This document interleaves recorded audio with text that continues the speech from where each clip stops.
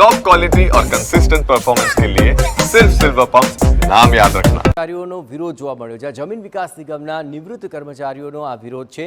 પડતર લાભોના ચૂકવણા અંગેની નિવૃત્ત કર્મચારીઓએ માંગ કરી અને ગ્રેચ્યુટીની મર્યાદા 10 લાખને બદલે 20 લાખ કરવાની માંગ કરવામાં આવી છે।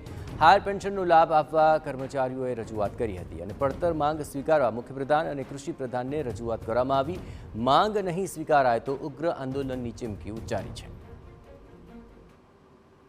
અમારા જે નિવૃત્તિના લાભો દબાય છે એ માટે અમારું મેનેજમેન્ટ એક જુદા કારણોસર જે છે કે હજી અમને ચૂકવણા કરતા નથી।